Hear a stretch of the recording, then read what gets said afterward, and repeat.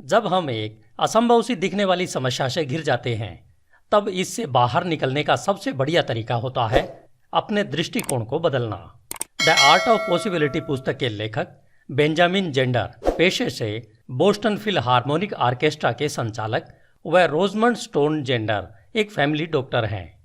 इस पुस्तक में उन्होंने अपने स्किल्स, नॉलेज और एक्सपीरियंस को 12 तरह की प्रैक्टिस में संजोया है, जिनका उपयोग हम अपने लिए नई संभावनाएं देखने व उन्हें जीवन में साकार करने के लिए कर सकते हैं।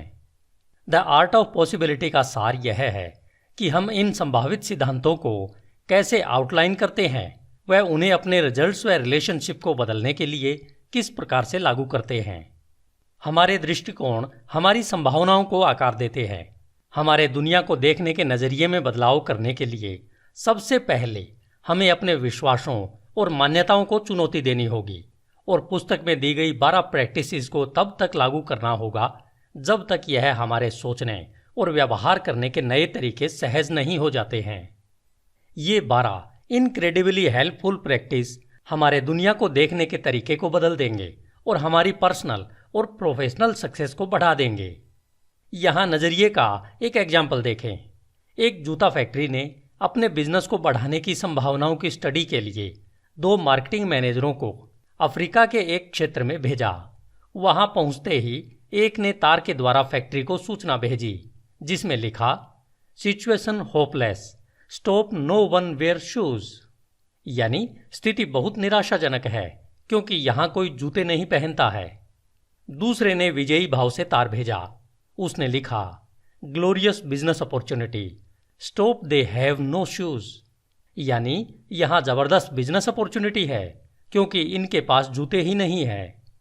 जो भी अपने नज़रिए में बदलाव लाने में या दुनिया को देखने के अपने नज़रिए में बदलाव में चुनौतियों का सामना कर रहे हैं, उन्हें the art of possibility transforming professional and personal life, जिसे रोजामुंड और बेंजामिन जेंडर द्वारा लिखा गया है, इसे पढ़ना चाहिए और इसमें बताए गए सिद्धांतों को अपनाना चाहिए।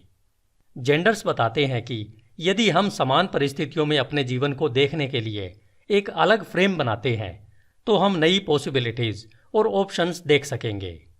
अपने लिए सही फ्रेमवर्क खोजें और हर रोज असाधारण उपलब्धि का अनुभव करें। हम उन परिस्थितियों को तो नहीं बदल सकते जिनका हम इस समय सामना कर रहे हैं, लेकिन हम उनसे निपटने के तरीके में अवश्य बदलाव कर सकते हैं। आइए समझते हैं द आर्ट ऑफ पॉसिबिलिटी के 12 रूल कौन कौन से हैं। सबसे पहला है, हमारी प्रॉब्लम्स व सॉल्यूशन के आविष्कारक हम स्वयं होते हैं। जब हम अपनी किसी प्रॉब्लम को देखते हैं तब उसके बारे में हमारी सभी धारणाएं हमारे दिमाग में होती है। जेंडर्स कहते हैं कि हमारी प्रॉब्लम कोई आधी अधूरी कहानी नहीं है जो हम खुद से कहते रहते हैं, बल्कि इसे पूरी तरह से हम खुद बनाते हैं। हम इसके बारे में जो भी सोचते हैं वो हमारे दिमाग में पहले से स्थापित विचारों के हिसाब से डिफाइन और कन्फाइन होता है। हमारी हर समस्या, हर दुविधा जिनका हम जीवन में सामना करते हैं, उन्हें केवल अपने पहले से स्थापित माइंड फ्रेम या दृष्टिकोण से हल करना असंभव होता है। इसके लिए अपने माइंडसेट को बदलना बेहद आवश्यक हो जाता है। नंबर 2, संभावना की दुनिया में कदम रखना।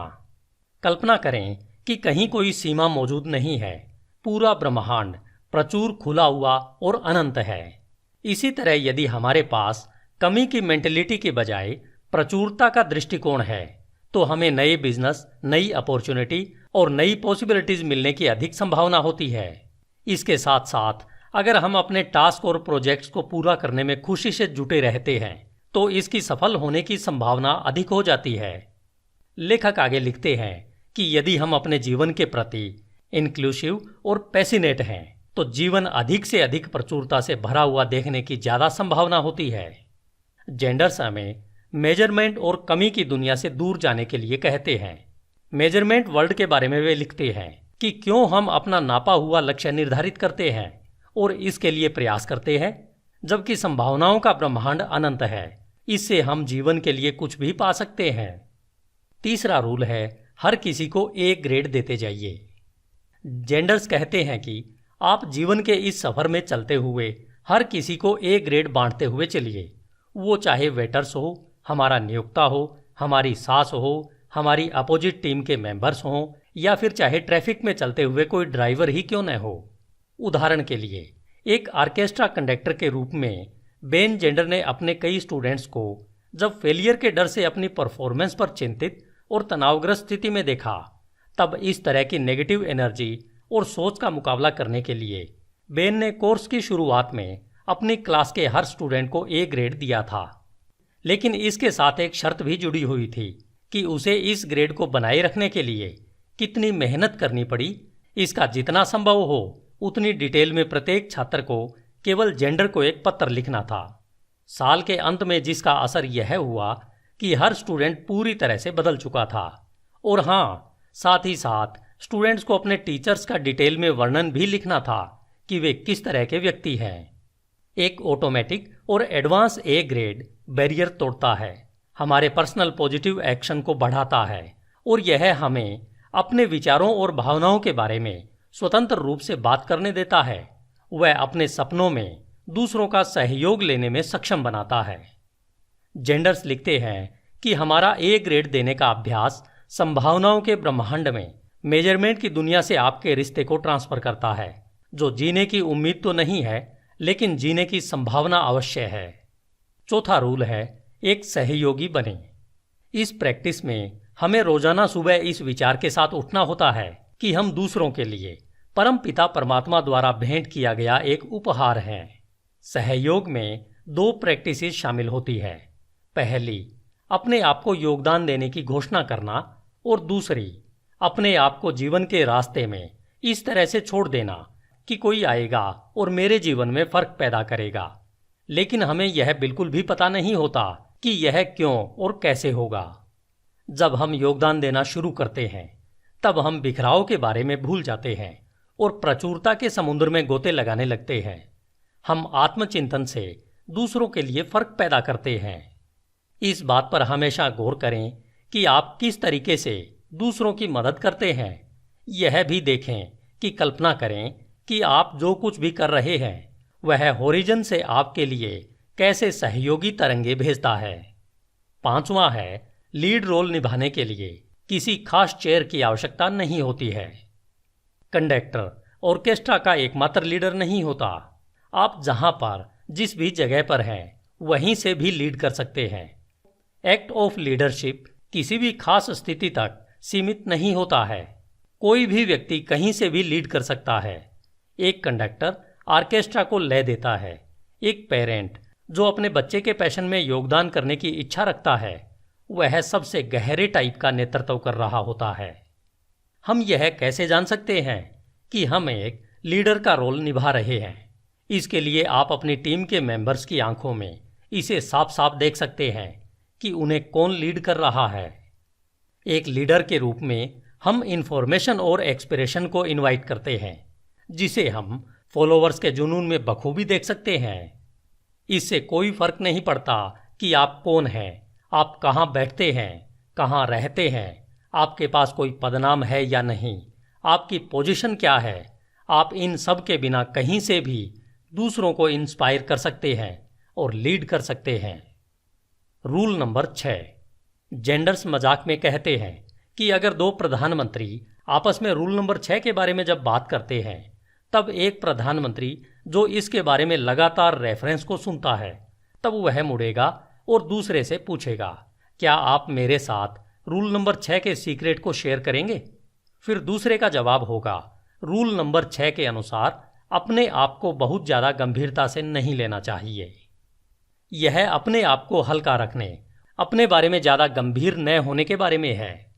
जब हम हल्का महसूस करते हैं तब हम अपने आप को अहंकार व सीमित आत्मविश्वासों से मुक्त पाते हैं। जब हम नियम संख्या 6 का पालन करते हैं और अपनी बचकानी मांगों और अधिकारों को छोड़ देते हैं तब हम तुरंत एक रिमार्केबल ब्रह्मांड में पहुंच जाते हैं। नया यूनिवर्स नेचर के प्रति कोऑपरेटिव होता है और वह हमारी सभी कोऑपरेटिव इच्छाओं की प्राप्ति के लिए ब्रह्मांडीय ऊर्जा को अपनी ओर खींचता है।